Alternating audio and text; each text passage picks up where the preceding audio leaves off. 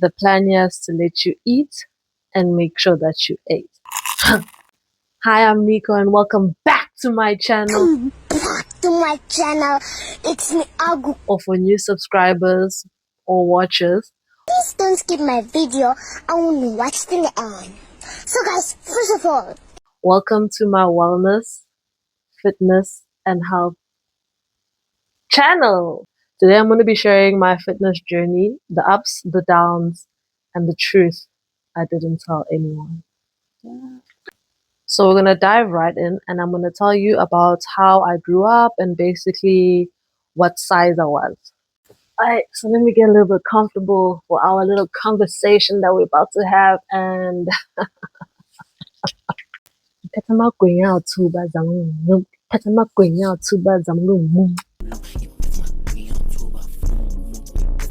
so I did grow up as quite a chunky little thick round little baby boo, you know. I was never particularly a skinny child. I was not a skinny child.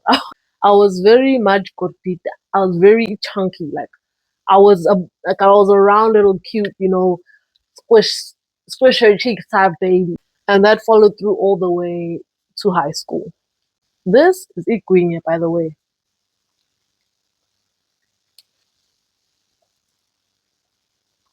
I think the first time I ever actually realized that I wasn't like the others in terms of like weight was in grade 4 when I went to Virginia and I was invited to a girl's birthday party. All the girls were wearing like shorts, like the girls, the white girls.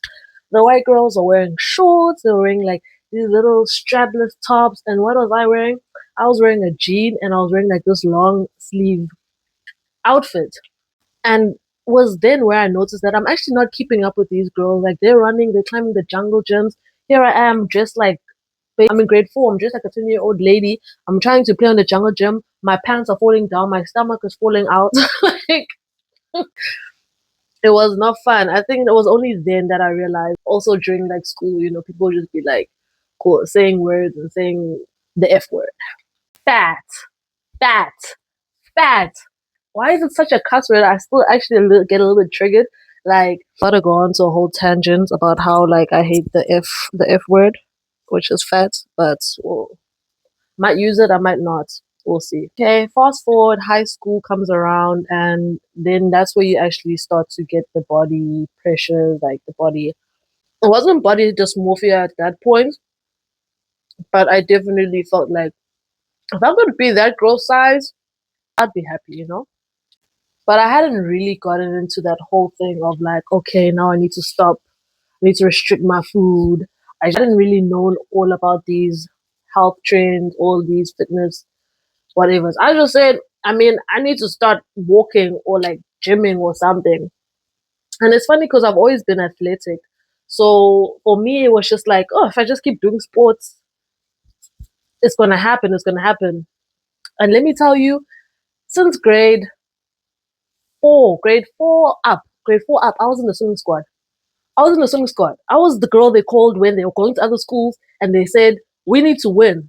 And for a very long time, I was the only black girl doing that stuff. And I was fast, man. Like, don't let bodies get you wrong, guys. Like, a lot of people will vouch and tell you that.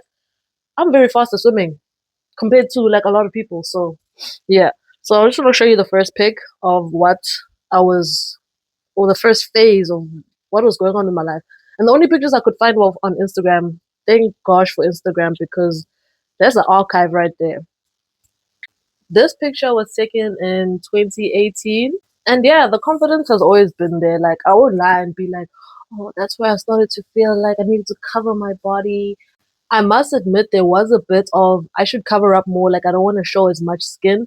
But I still felt like the girl. Like, I was still like, they're gonna take me anyway. They're gonna take me as I am. And I wasn't too worried about, like, much at that point. As you can see, the confidence was always there, baby. This picture was also taken in 2018. And yeah, I think that's when I attended my first matric dance. And I think it was one of those pivotal moments where I was like, I have to show my body, I have to show like my assets, and I have to be like, I have to be sexy and I have to be like a lady. So I think that also was one of the pivotal moments where I just started realizing, like, if I could just have my boobs, like perk up more, like, because I feel like I never really got a chance to see my boobs develop. It was always just fat. And then all of a sudden it was boobs. It was boobs, but then it wasn't boobs. I hadn't gone like through actually having boobs. It was just fat and then they developed into boobs. So I never really had that chance to say, oh, I have boobs now. It was always just like, there's always been something there. That was 2018. Then 2019 came around and this is what I was looking like. I feel like it was around this time where I started to gain the most weight. I don't know where from. I just I blew up. And honestly, I feel like it was around that time that I started to feel actually very uncomfortable with my body. Um, it was my matric dance year as well, so I just like I think starting from the beginning of the year, I hyperfixated on my weight because I had this whole plan of like by the time matric dance comes, I want to be like, looking like I'm going to walk the red carpet. And I tried all those less eating.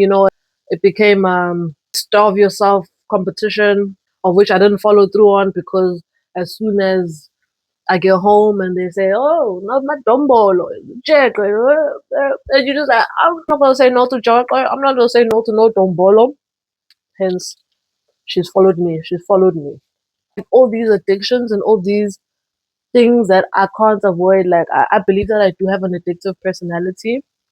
So for me to not do something, it literally has to be out of sight and literally will be out of mind. I'm not as strong willed as I'd like to be to have like maybe a packet of chips or Doritos or like sweets and like, a whole pantry full of junk and then be like, no, I've already had like 2 rows of chocolate today or this week. I'll save the next 2 rows for next week. Like, and I know I'm not alone in this. I know I'm not alone in this. But for me, it's just like it becomes a whole pressure. If there's a chocolate in this house today, a whole Cadbury, if it's 12 blocks, those 12 blocks I'm not gonna see the next day. I'm gonna eat the whole chocolate because I can't control. I can control myself, but for me, it's like why? For me, it's just like eat the chocolate. Why wait? It's like why wait? There's so many chocolates in the world to be eaten. I don't keep sugar where I stay now because I have this thing of like when I start craving sugar, I start to itch. I start to itch. Like it's bad. Okay, I went on that tangent for long enough. And then this was my matric year.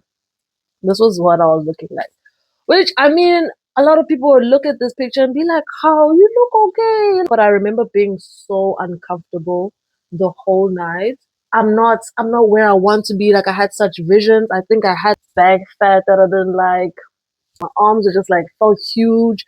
The dress wasn't sitting comfortably. My boobs were just like hanging low. I had to like keep adjusting them the whole night. Like I just didn't feel hot. Like my stomach. Oh my gosh. I need a redo. I deserve a redo. Like the dress was cute. The hair was fake. Like I did my own makeup. Like honestly, I had opted not to go to my matric dance because I said no. I didn't want to. I honestly didn't want to, but life happened and I was basically forced to go. The face carried the whole thing. But now that I look at it, 2019 March and 2019 May, I actually had kind of lost weight because now I'm looking at the 2019 November, a picture I had taken on the beach. I don't look too bad. I don't look too bad. So I guess I think maybe I just had carried on with working out and all of that. Like I was running a lot.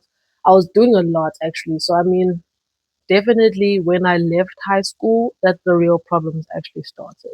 Weight wise and mentally, I think I was actually going through it, but somehow just keeping it pushing, keeping it rolling because we all have a good coping mechanism.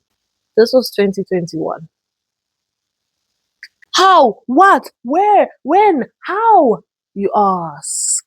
I'm gonna be completely honest with you and tell you that I was smoking weed. I was smoking a lot of weed. At that point in my life, all I knew was weed. In the morning, rise and shine, midday, after lunch, before I sleep at night, just for fun, like every, and you know you're not in high school anymore, so there's no one saying, "Hey, you have to go to school." It wasn't until 2022 that things really, where people actually were like, whoa, girl, are you okay?" What happened was, since I wasn't staying at home anymore, which is a story for another day, and you know I'm gonna tell you the tea. I wasn't coming back anymore to home cooked meals. I had to pack my own lunch, and lunch was lunch that I had to plan for and get groceries for. I was buying food, but it wasn't like food where you know it's for a home. This was food for just to survive, you know, food that get some fruits, get some vegetables, some packets of noodles, some wheat bix, you know, and I'm fine. Basically raised life, but like that was not raised life. If you know, you know. If you know, you know. That was one of the best things that could ever happen to me because that's where I saw that, oh my gosh, this is what it feels like to be thin. I actually like experienced that and I was like, I actually like this. This is what actually I wanted for myself, you know? I feel like I lost so much weight in like such a short amount of time that like, I wasn't looking at myself every day and be like, what the fuck, where am I going? I just looked in the mirror one day and I'm like, what is that? Yeah. But at the same time, it wasn't even like a thing of like I got a big head, or maybe I did, I don't know. But like, I wasn't getting a lot of comments from people because I was staying in a different province. So for me, it was just like people who saw me noticed that I had lost weight, but they were just like, "Oh, okay, maybe this is what she does," and you know. But I feel like if I was back home and so many other people saw me, like you know, when you reach the auntie's house, you're like, "You look like a stick," or something like, "You look like you're taking drugs. You're taking drugs." You've been through that thing, you know that thing. Come on, it's not the drugs. It's not the drugs. And then I moved back to KZN. So mentally and logically at this point, I was going through a lot of like post traumatic whatnot with my mind and what I had gone through and whatnot. But I really don't think, and I can say this openly and honestly, that I don't think that it was my mental health situation that made me do what I did. This was the skinniest I've ever been. Like, if I hadn't even weighed myself, but I could guarantee you, I must have been like 65 kgs. Yeah, maybe I was even less. Like, I was so. I wish I had more pictures to pull up and show you, but like, whoa, girl. I was still happy though. I was still but it wasn't healthy. It wasn't healthy because once I got back home, I came to a realization that okay, I'm staying at home now.